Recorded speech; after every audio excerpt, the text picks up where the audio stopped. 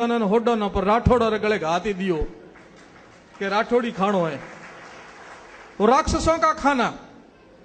आपकी मति मारी कैसी जाए, आपको मलिन कैसे किया जाए, इनको राक्षस बना दो, मांस खाना सिखा दो, ये लड़ने लायक नहीं रहेंगे और फिर आक्रमण करेंगे। ये हमारी औलादें बन करके हमारे साथ में खड़ी रही। यही आप इतिहास उठा के देखोगे।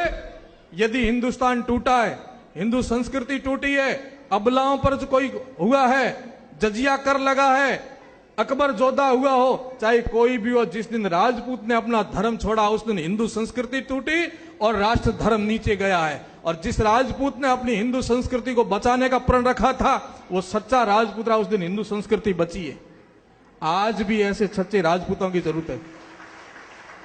आज भी हिंदू संस्कृति देखती है, ब्राह्मण देखते हैं, संत देखते हैं, सभी देखते हैं। गांव की छोटी सी बात हो, कोई राजपूत खड़ा हो तो 36 कौम राजपूत के साथ खड़ने में विश्वास रखती थी, पर आज नहीं रखती। आज तो कहते ये बना है।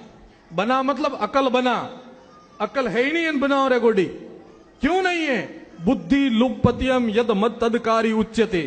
जिसको बुद्धि बाहर निकालनी है वो दारू को अंदर डाल दो, बस दिमाग निकल जाएगा अपने आप। ये दो काम आप बखूबी बड़ी शान और शौकत से करते हो, एक मांस खाना और एक दारू पीना। तब आप पूर्ण राजपूत माने जाते हो। जब तक आप मांस नहीं खाते हो और जब तक दारू नहीं पीते हो तब तो कहते थे कि ब्राह्मण भी जाओगे, ब्राह्मण ने घरे पैदा हुआ होगी। ये ब्राह्मण की बात नहीं है। असली क्षत्रिय वही होता है जिसका बुद्धि पवित्र हो, जिसका खान पान पवित्र हो, वो असली क्षत्रिय है। जिसके हाथ किसी की हत्या के लिए नहीं उठते हो वो असली क्षत्रिय है।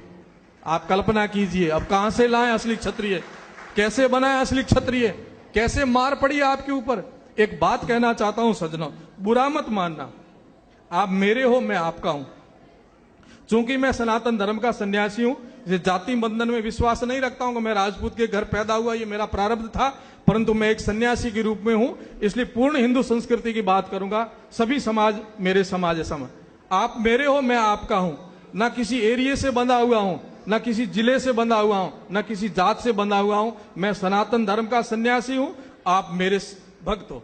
मैं आपको कहना यह चाहता हूं कि आप लोग कितनी बिना मति की बात करते हो, बुरा मत मानना इस बात को। एक आदरणीय राम सिंह जी और सम्मानित मंच से भी निवेदन सुन तो रहे हैं, फिर भी उनके नाम से संबोधन करके कहना चाहता हूं। मांस 3 प्रकार से मिलता है मार्केट में। मांस 3 प्रकार से मिलता है, एक झटके का मांस, एक हलाल किया हुआ मांस और एक अपने आप मरा हुआ पशु मांस। तीनों ही मांस की श्रेणी में आते कि नहीं आते हैं? अपने आप मरता है, अथवा झटके से मारते हो, अथवा हलाल करके मारते हो। जब तक उसके अंदर प्राण है तब तक तो वो है, प्राण के बाद वो मिट्टी तीनों एक जैसी होती है। होती कि नहीं होती बोलो? कोई भी ढूंढी उठाए थे घरेला इन पका इनको नहीं खाओला, परंतु झटके रो कीड़ो बड़ा शान और शौकतों खाओला। फर्क क्या आप बताओ मुझे? वो भी ढूंढी वो भी ढूंढी है, ढूंढी वो भी ढूंढी कहलाई जाएगी, परंतु आपने भ्रम में रख करके आपको कि वो तो झटकेर हो, ढूंढी कौन लावे घरे, ढूंढी तो बगी उठाए, वो भी ढूंढी वो भी ढूंढी है। और बहुत मुझे शर्म के साथ कहना पड़ता है कि हमारी राजपूतों के जिस विद्यालय में बच्चे पढ़ते हैं, राम सिंह जी, आदरणीय राम सिंह जी सम्मानित मंच, जिस पर गर्व है कि यहां राजपूतों के बच्चे पढ़ते हैं इस स्कूल के अंदर, उस मैनेजमेंट कमेटी ने एक निर्णय लिया, आपको सुनाना चाहूंगा। बोले मार्केट में मांस बहुत सस्ता मिलता है और एक महंगा मिलता है। सस्ता कौन सा मिलता है, महंगा कौन सा मिलता है? कि झटके का मांस महंगा मिलता है और हलाल किया हुआ मांस 50 रुपए सस्ता मिलता है। और उस हॉस्टल में सप्ताह में 2 दिन बच्चों को मांस खिलाया जाता है। तो कहा क्यों ना अपन हलाल किया हुआ मांस ला करके इन बच्चों को खिला दें, जिसे 50 रुपए सस्ता आएगा। ये है आज के राजपूत, ये है आज के राजपूत। कैसे कैसे आपको राक्षस बना करके प्रस्तुत कर दिया। क्या आपका रूप था, क्या आपकी शान थी, क्या आपके अंदर स्वाभिमान था? घास की रोटी खाने के लिए तैयार थे, परंतु सोनों के थालों में खाने के लिए आपके बच्चे तैयार नहीं हुए थे। वही राजपूत आज छात्रावासों में पढ़ने वाले बच्चे हलाल किया हुआ मांस खाने के लिए तड़फ रहे हैं। होटलों में, बड़ी बड़ी सेमिनारों में जाकर के आप जो मांस भक्षण करते हो, पता है वो किसका मांस है, कैसा मांस है? गाय का मांस है, हलाल किया हुआ मांस है। कभी आपने विचार किया है आपका धर्म किस प्रकार से नष्ट हो गया है। जिस जीवन के अंदर से धर्म निकल जाता है, सब निकल जाता है। दुनिया को देखो, समाजों को देखो, जिस समाज ने धर्म को आगे रखा वो सदा आगे बढ़ा है, और जिस समाज ने धर्म को पीछे रखा वो खड्डे में गया है। इसलिए कहा गया धर्मो रक्षति रक्षितः, जो धर्म की रक्षा करता है धर्म उसकी रक्षा करता है। हम लोग धर्म को निकाल करके स्वार्थ को पहले रखते हैं, इसलिए हमारी बर्बादी हो रही है। हम जीवन में धर्म को महत्व नहीं समझते। न हम गायत्री से लेना देना, गायत्री तो ब्राह्मणों काम है, जनेऊ तो ब्राह्मणों काम है।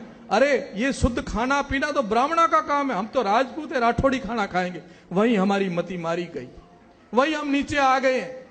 आप इस धरातल पर जाकर के सोचो, आज दुनिया के अंदर आप ही नहीं हो मांस खाने वाले। 9 अरब की जनसंख्या इस दुनिया की, उसमें से 80% लोग मांस खाते हैं, 80% मांस खाते हैं। और ये लोग, आप तर्क दोगे महाराज आप मांस के लिए हमें कहते हो, दुनिया के 80% लोग मांस खाते हैं फिर भी मस्त रहते हैं, आगे बढ़ते हैं। उनको मैं उत्तर देना चाहता हूं। दूसरा, जो लोग कहते हैं कि जीवो जीवस्य भक्षणम, जीव जीव का भक्षण करते कोई पाप नहीं लगता, उनको मैं एक उत्तर देना चाहता हूं। मित्रों, पहला तो उदाहरण ये है कि मांस मनुष्य का भोजन है ही नहीं। कैसे नहीं है, मैं आपको एक बात कहना चाहता हूं। जितने भी प्राणी भगवान ने मांस खाने के लिए बनाए, जो भी नास्तिक रूप में तार्किक लोग, जो तर्क पर आधार पर आप बैठे सुनना चाहते हो, जितने भी प्राणी भगवान ने मांस खाने के लिए बनाए हैं, वो सबके सब प्राणी जन्म के समय आंखें बंद पैदा होते हैं। आप एक एक को देख लीजिए, कुत्ता, शेर, चीता, बिल्ली, गीदड़, शियार, जितने भी मांसाहारी प्राणी हैं वो सबके सब आंखें बंद पैदा होते हैं। और जितने शाकाहारी प्राणी हैं, वो चाहे हाथी से लेकर के बकरी तक, घोड़ा, ऊंट, मनुष्य, सबके सब जन्म के समय आंखें खुली पैदा होते हैं कि नहीं होते? आप बताओ, होते हैं कि नहीं होते हैं? ये पहला फर्क है। कुदरत ने, प्रकृति ने, भगवान ने आपको मांस खाने के लिए नहीं बनाया।